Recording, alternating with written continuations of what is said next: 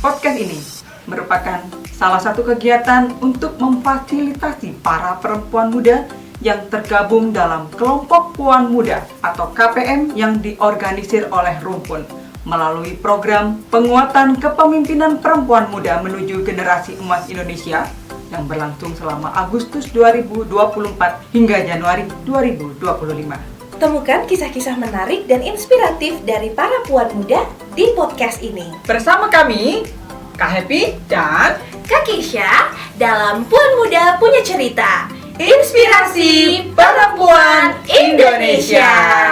Program ini diselenggarakan oleh Rumpun, Ruang Mitra Perempuan, dan didukung oleh Kedutaan Besar Irlandia di Indonesia.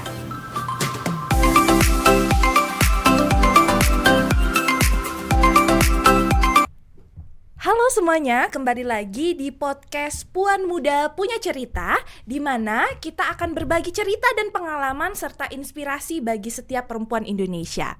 Nah, hari ini aku tentunya nggak sendirian, aku ditemani oleh anggota kelompok Puan Muda kita nih. Boleh perkenalkan diri? Silahkan. Halo semuanya, perkenalkan nama saya Salma Lalia Ramadhani dari KPM Arsinega. Sekolahnya di SMP Negeri 3 Singosari. Panggilannya Salma kan? Iya. Oke, halo Salma. Selanjutnya? Dan halo, nama saya Ajeng Suci Faradila dari KPM Arsinega, asal sekolah SMP Negeri 3 Singosari. Halo Farah. Nah, hari ini gimana perasaannya? Senang sih tapi ndredeg gitu. Ndredeg, Re. Wah, itu bahasa Malangan banget sih, ndredeg ya. Nervous. Bahasa gaul, nervous. Bahasa Inggris. Jadi gak apa-apa ya, kalian hari Sabtu harusnya libur gak sih guys? Masuk. Bagus, kalian bolos sekolah. Sudah pamer temen. Betul. Oke, jadi kali ini kita mau ngomongin sedikit tentang karakter kepemimpinan di perempuan muda. Nah, kalian ini kan anggota KPM ya, kelompok Puan Muda. Bisa ceritain gak sih kenapa kalian masuk ke kelompok Puan Muda ini? Kalau saya ya, itu awal mulanya itu tertarik gitu loh, mau belajar lebih berani buat jadi pemimpin perempuan, mau ngalahin, aku juga bisa lah jadi pemimpin, gak cuma cowok doang. Wih, gitu ya. Oke, mau ngalahin cowok berarti. Iya. Oke, kamu Farah. Kalau aku tertarik karena ingin menambah ilmu pengetahuan aja. Oh, menambah ilmu Iya. pengetahuan. Kan di situ ada pelantikan juga. Pelantikan? Maksudnya apa? Pelatihan iya. Terakhir kalian pelatihan apa sih sama KPM? Yang belajar konselor itu sama mental juga. Mental health ya. Iya. Oh, menarik banget nih ya. Nah, karena hari ini kita mau ngomongin tentang kepemimpinan muda perempuan. Setiap kisah orang tuh kan beda-beda. Tapi aku pengen tahu sih sebenarnya latar belakang kalian tuh kayak gimana sih? Kalian besarnya di mana, lahirnya di mana? Terus biasa mainnya gimana? Ceritain dikit-dikit dong tentang latar belakang kalian. Aku apa kamu dulu? Sweet. Aku dulu deh. Oke. Nah, awalnya itu kalau aku lahirnya di Jogja. Oh, lahir di Jogja. Iya. Bukan orang Malang asli. Bukan. Oke, menarik. Nah, terus itu akhirnya pindah ke Malang tahun 2011 kalau nggak salah. Itu gara-gara ada skep, bapak saya ada skep pindah buat ke Malang. Oh, gitu. Jadi baru berapa tahun? Ih, udah lama dong. Iya. 2011 berarti kamu SD. Iya, TK. TK. Ih, ya ampun. 2011 kamu masih TK. Oke. Kalau kamu? Kalau aku asli orang Singosari. Oh, asli. Oh, ini pure blood. Jadi mama papa juga lahir besarnya di Singosari. Kalau mama di Malang, kalau ayah di Singosari. Oh, Jadi deketan, gitu. iya. Jadi hitungannya kalian banyak memori lah ya tinggal di daerah Singosari gitu. Iya, Iya. banyak banget. Oh, menarik. Kalian ini nggak sih zaman-zamannya masih main-main di luar nggak sih waktu masih kecil? Masih. Main-main tekongan gitu, kejar-kejaran. Masih kayak gobak sodor tuh juga masih, Wow. kelek juga. Oh. Sampai gigi putul gara-gara ketabrak. Beneran itu? Iya, main-main terus tiba-tiba kayak gak sengaja kayak larinya kecepatan gitu, terus tiba-tiba ketabrak gitu, jatuh. Ketabrak Wah. pagar. Ketabrak pagar. Iya. Untung bukan orang lain. Nanti giginya patah bersama. Enggak. Oke. Jadi kalau kalian boleh ceritain itu kalian sehari-hari sekarang gimana sih? Masih nggak sih anak SMA main-main begituan? Kadang ya sesuai jadwal. Kalau main-main begituan ada sih pernah. Jarang tapi kebanyakan Iya jarang. Cuma kalau saya pernah sih Main gitu. apa? Biasanya main masak-masakan. Main masak-masakan? Umur segini? Oke, menarik. Gimana tuh? jiwa-jiwa bocilnya masih ada.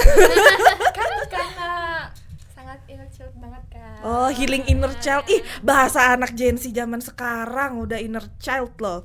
Aduh. Jadi sekarang kalian lebih seringnya ngapain nih? Lebih seringnya sih ya belajar gitu aja sih.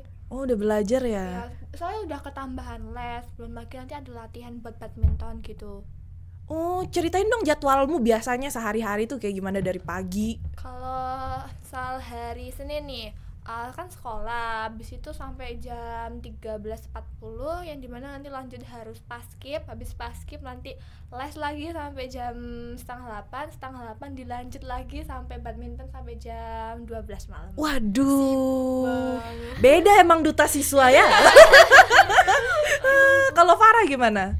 Kalau aku pagi-pagi itu sekolah, kadang ada eskul Banjari, terus siangnya itu sempet-sempetin karena kan aku ikut tahfidz Quran, Apa itu? menghafal Quran. Wih, Keren. soleha jadi sekali. siang kalau nggak sore kalau sempet ya murojaah dulu, nambah-nambah ayat dulu, baru nanti maghribnya ngaji, malamnya itu belajar kalau sempet. Kalau sempet. Iya. Terus Kalau nggak kalau kalian mau free time nih ya, nongkrong atau main sama temen itu biasanya kalian ngapain? Mainnya di rumah sih biasanya. Oh, mainnya di rumah. Soalnya nggak boleh keluar-keluar ke gitu, soalnya udah strict parents. Oh, strict parents. Kamu strict parents gak? Iya, cuman nggak apa-apa keluar, tapi nggak boleh ada cowoknya. Oh gitu. Kamu pernah ngajak cowok dong, makanya sampai nggak dibolehin. Nggak pernah, cuman dibilang-bilangin awas aja kalau ada cowoknya. Oh gitu. Udah diancem dulu. Ada cowok nih di sini, nggak apa-apa nih. Nggak apa-apa. Tapi kalian sekolah campur kan? Iya. Oke. Terus kalian punya nggak sih cita-cita? Tapi ini kita highlight dulu ya, kan kita ngomongin pemimpin perempuan muda. Ya, jadi apa sih cita-cita kalian? Apakah kalian pengen berdampak buat perempuan-perempuan di sekitar kalian atau lingkungan kalian in general secara umum? Kalau aku sih cita-citanya tuh mau masuk Akpol gitu. Mau masuk Akpol. Oke, menarik. Kenapa bisa? Karena itu udah dari impian aku dari kelas 6 SD kalau nggak salah. Mau pengen masuk situ karena mau buat dampak orang itu menjadi lebih berani gitu.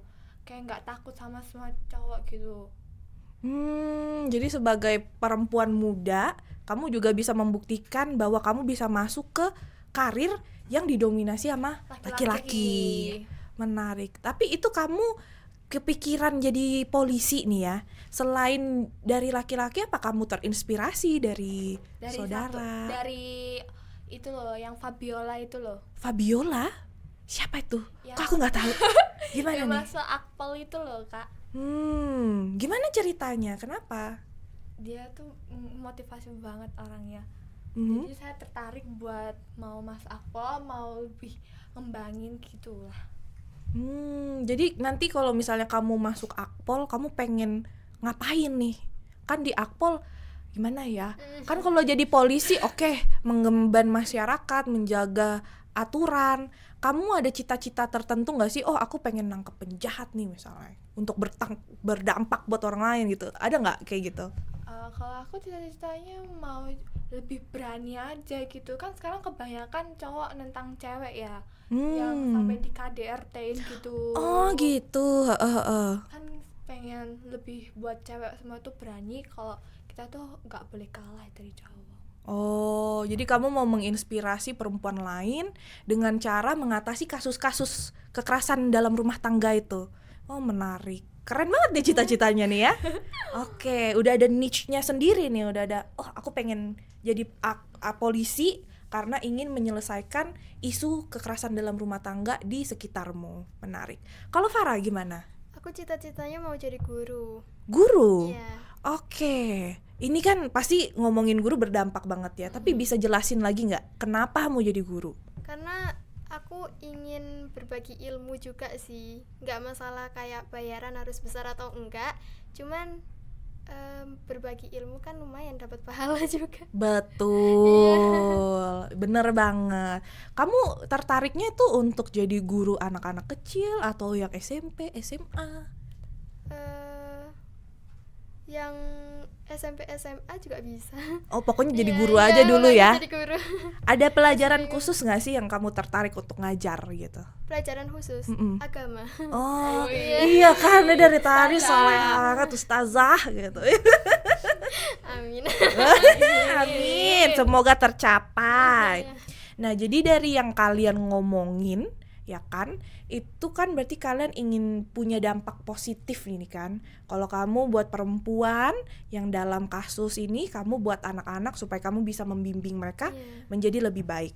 Nah, karakter pemimpin itu kan berarti perlu nih di dalam mencapai cita-cita kalian. Kira-kira hambatan apa sih yang sekarang kalian hadapi dalam mencapai cita-cita itu?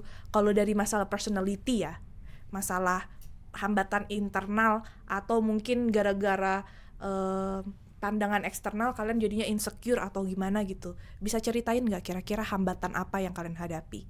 Kamu. Farah dulu silahkan. Hambatan apa ya? Gimana? Kamu merasa hambatan apa yang kamu hadapin? Aduh kayaknya nilaiku ini kurang deh. Aduh kayaknya aku mesti belajar Al-Quran lebih dalam deh. Aduh aku harus belajar public speaking misalnya. Atau gimana caranya aku bisa nanti memimpin murid-muridku. Hambatan-hambatan ini kan di luar pencapaian kayak nilai atau gimana, itu kan kamu harus selesaikan secara pribadi ya. Kira-kira apa sih permasalahan internal yang kamu hadapi dalam mencapai cita-citamu itu? Insecure sih, kayak takut apa ya, gak bisa mencapai itu tadi. Soalnya nilai itu juga kalau misalnya kayak IPA, IPS itu kayak kurang. Jadi saya tuh lebih tertuju ke agama gitu, kayak akidah akhlak, fikih kayak gitu, Quran hadis gitu. Jadi kamu pengennya harus belajar lebih giat gitu kan, jadi bisa jadi role model gitu kan. Selain itu apa sih yang menurutmu membuat kamu sulit untuk mencapai cita-citamu? Apa dari keluarga mungkin, atau dari teman-teman?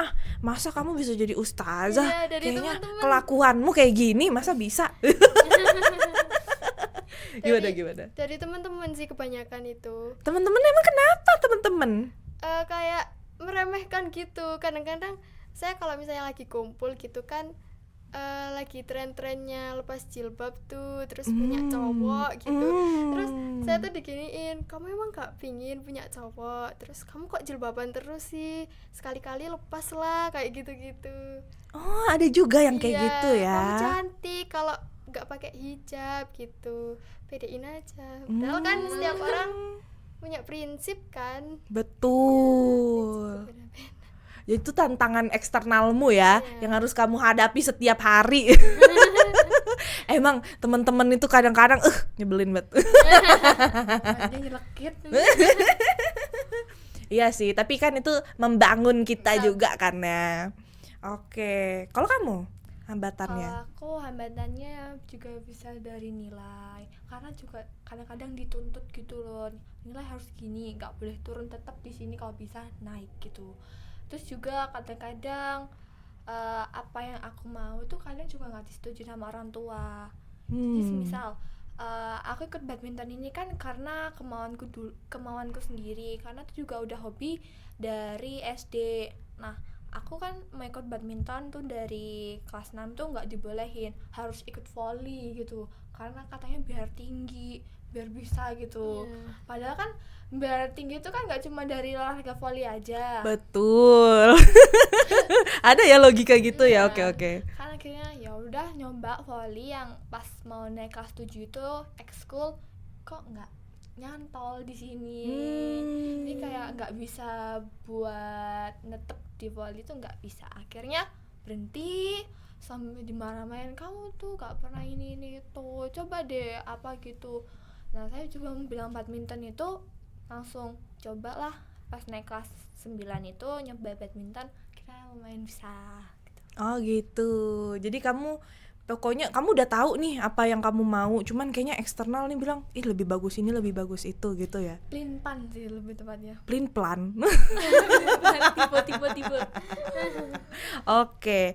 Jadi hambatanmu dalam menggapai cita-cita itu gara-gara kamu udah tahu apa yang kamu mau, kamu udah tahu kamu mau jadi seperti apa, cuman kayaknya orang lain kok nggak percaya ya sama aku. Iya. Kalau kamu kayaknya dari eksternal, kayaknya aku diremehin nih. Iya. Oke. Nah, itu kan berarti dalam mencapai cita-cita kalian itu ada hambatannya sendiri ya. Kira-kira kalian itu gimana sih cara menavigasi diri di tengah-tengah hambatan-hambatan itu supaya kalian tuh tetap di jalan yang kalian pilih? Apa sih yang kalian lakukan untuk meneguhkan gitu ya istilahnya? Siapa dulu yang mau jawab nih? Farah atau Salma? Oh, Farah. Tidak menghiraukan kata orang lain sih. Itu ya. Iya, percaya diri sama diri sendiri aja. Sombong aja dulu. Iya. Aku maunya tetap pakai hijab, nggak pacaran, jangan paksa-paksa aku. Gitu ya. Oke. Kalau kamu, Salma? Kalau aku ya juga ikut kata Farah, pede aja gitu, nggak usah dengerin omongan orang lain, nggak penting deh. Oh, gitu. Yang ngelakuin kan kita gitu, ngapain harus ngikutin kata orang lain juga. Benar. Nah, ini satu hal yang menarik ya.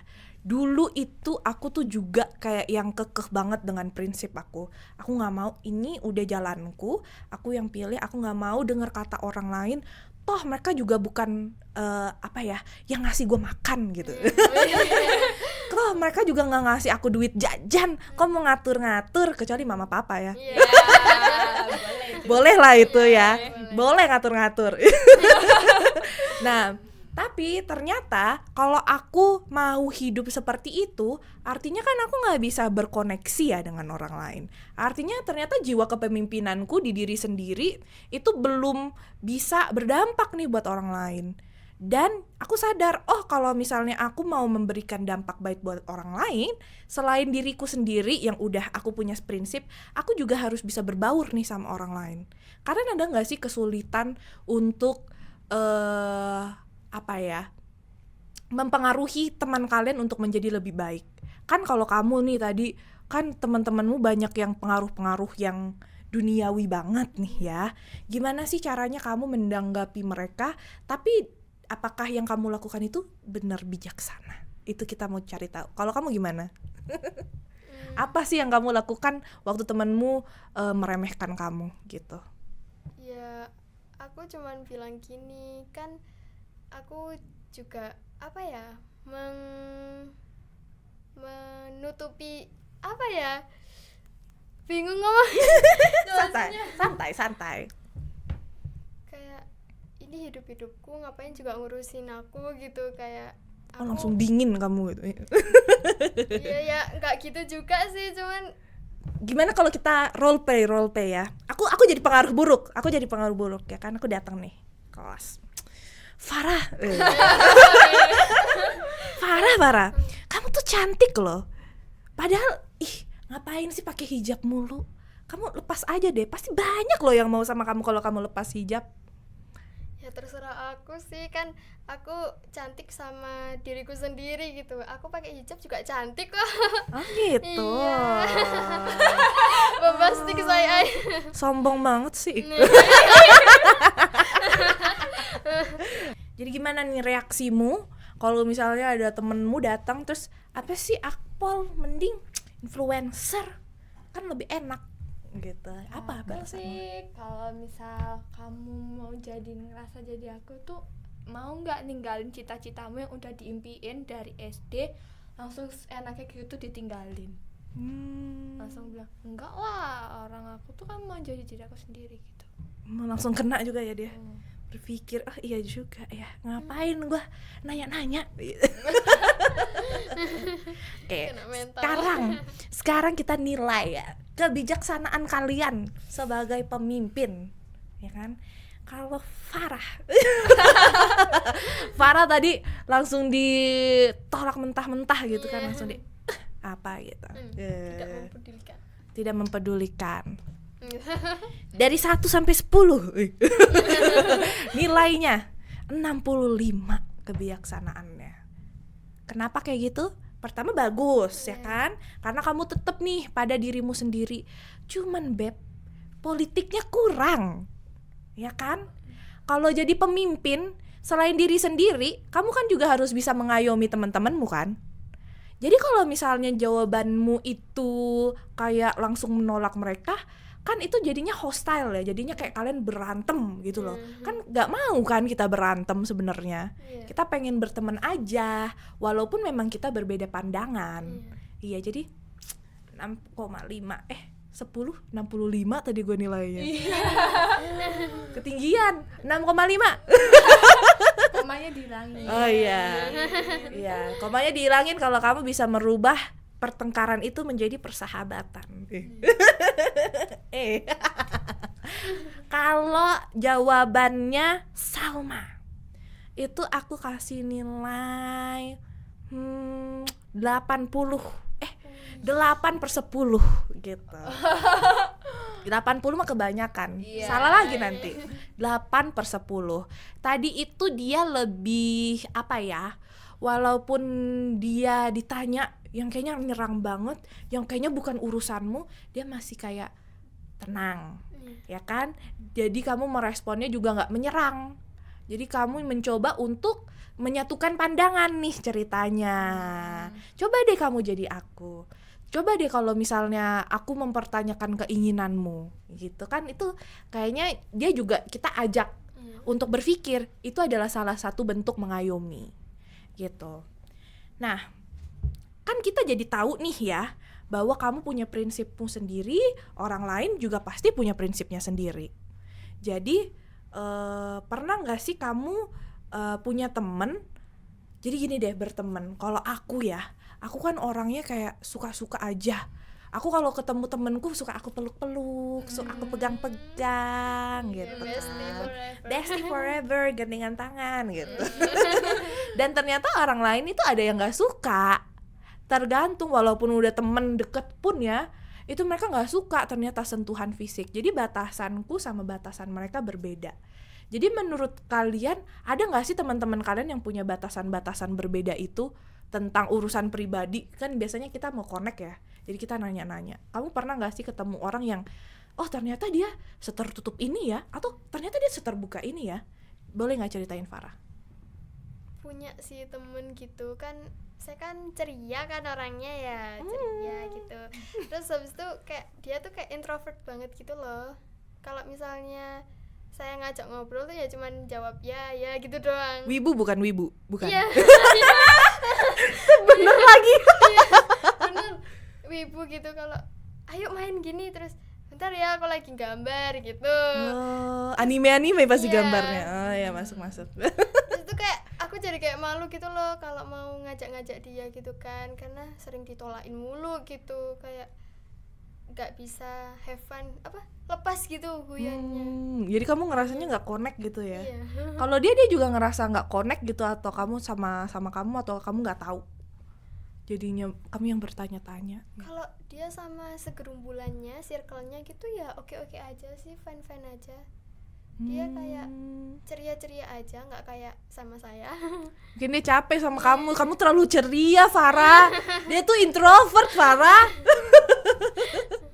Kalau Salma ada nggak? Kalau aku tergantung aja orangnya. Kan saya juga suka yang peluk-peluk, cium-cium kadang-kadang gitu. Sampai teman saya tuh kadang, ih apa sih? Alay banget deh kayak gitu. Dia sih sendiri. Tapi kadang-kadang dia juga kayak gitu ke saya. Akhirnya, iya udah deh gak apa-apa juga aja. Tapi ada orang yang nanggepnya, ih mereka tuh kayak gimana gitu, malah dikiranya belok. Biasanya ya, kalian tuh bukan sahabat kalau belum dikira belok. Kan diomongin kembar juga pernah. Oh iya. Tapi aneh ya kalau gitu pertemanan, kenapa sih kita nggak boleh kanca gitu? Iya sih. Jadi kan kita tahu nih ya, batasan kita berbeda nih sama orang-orang. Terus gimana sih kalian menanggapi orang-orang yang beda gitu batasannya sama kalian? Gimana kamu? Kalian yang menyesuaikan atau kalian memaksa orang lain yang menyesuaikan ke kalian? Menyesuaikan kalau Menyesuaikan, aku. iya, Iya. menyesuaikan diri aja ke orang lain. Oh gitu ya. Iya. Jadi kalian yang emang mau gitu ya, menjadi bagian dari teman-teman. Kalau bisa dikasih feedback gitu. Gimana? Enggak. Apa kamu yang ngomong? Jadi duta siswa gitu ya. Tugasmu tuh sebagai apa sih kalau di sekolah? Kalau di sekolah belum ada tugasnya. Oh jadi gimana sih kamu ngapain sih biasa kalau udah dapet gelar duta siswa? Ini kan berarti ada satu role khusus ya. Itu kamu ngapain sih kalau boleh tahu? Kalau kemarin itu hari Kamis itu baru pelantikannya. Nah ini kita tuh membuat program kerja yang dimana nanti ada sosialisasi juga tentang kepemimpinan. Dan kita juga membuat kerajinan atau karya siswa yang setiap SMP atau SMA itu nanti dipamerkan. Terus kita juga membuat podcast. Gitu ya. Jadi banyak programnya. Oh berarti kamu baru ya? Iya. Selamat duta siswa. Oke, kalau kamu?